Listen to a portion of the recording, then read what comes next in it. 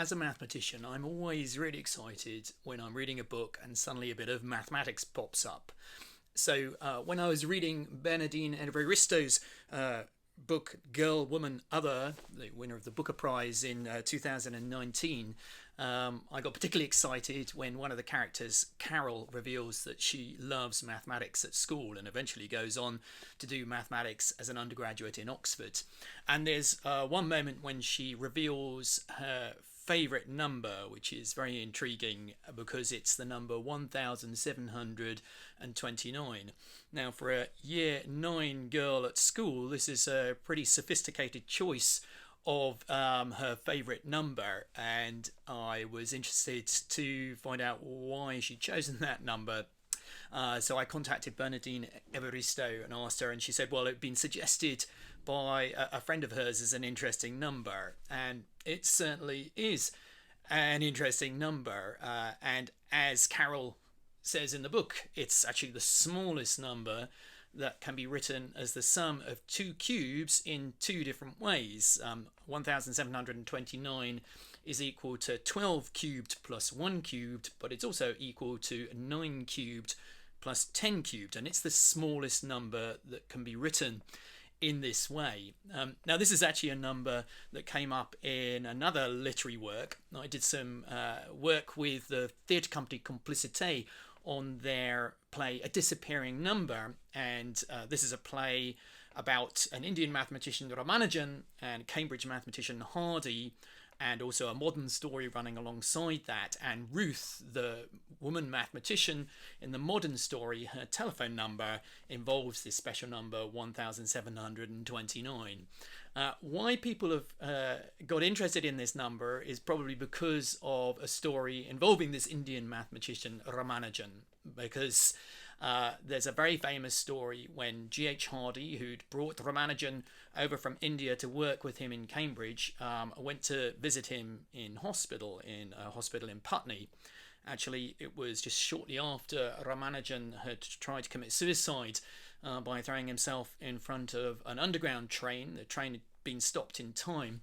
At the time, it was actually still an offence to try and commit suicide, and Hardy managed to get him admitted to a hospital on mental grounds, and eventually he was in a hospital in Matlock, which he absolutely hated, and Hardy managed to get him back down to London, to this hospital in Putney, and went to visit him. And mathematicians generally are not very good at small chit-chat. They like to talk about mathematics. So Hardy was rather pushed to try and come up with something to talk about. So mentioned that the fact that the taxi he just arrived into the hospital had a very uninteresting number, in his view, 1729. And Ramanujan very famously retorted, no, Hardy.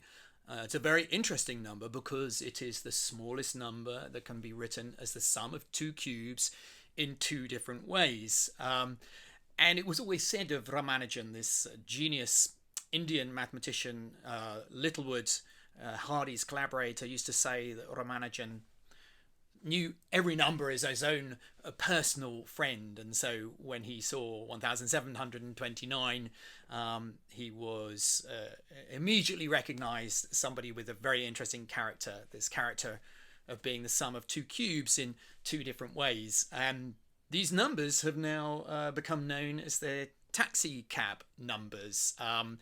And the interesting thing is, well, what's the next example? Are there infinitely many that can be written as a sum of two cubes in two different ways?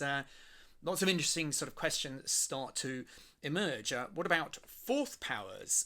Well, the smallest number that can be written as fourth powers in two different ways is 635,318,657, which is 59 to the power 4 plus 158 to the power 4, but this is also equal to 133 to the power 4 plus 134 to the power 4.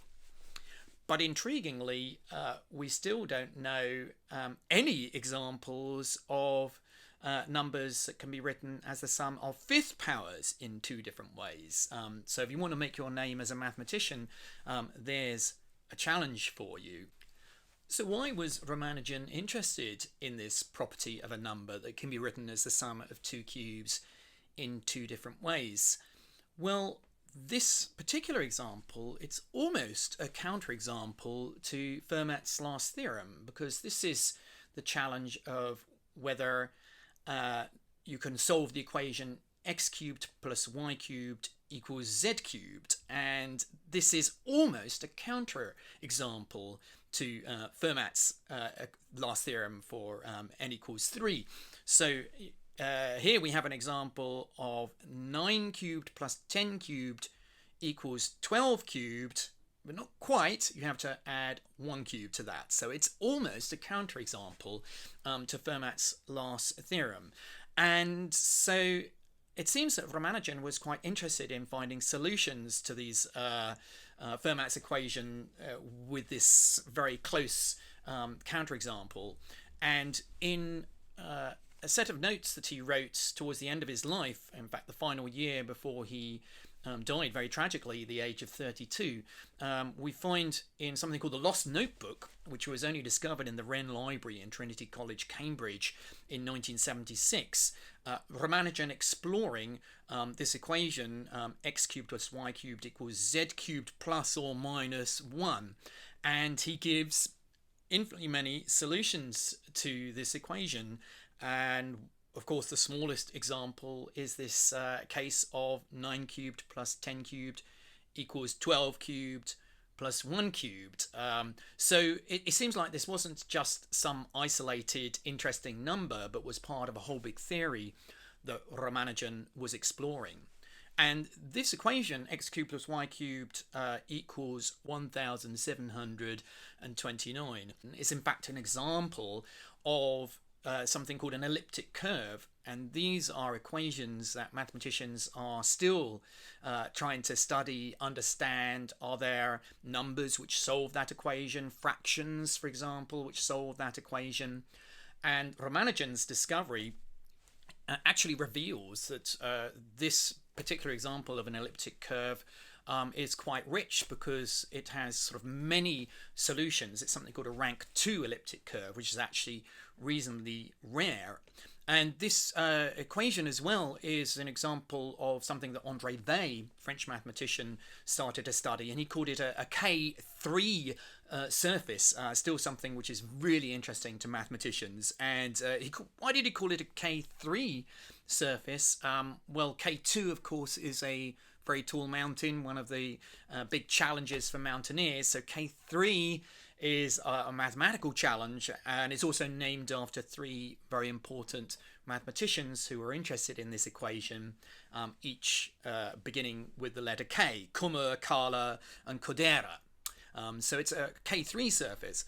So although this number at first sight looks just very boring number, as Hardy suggested, Ramanujan understood that no, it's a very interesting number, and not just because it's the sum of two cubes in two different ways, and the smallest example of that, but it seems to be the beginning of a whole big theory that we're still trying to explore in mathematics.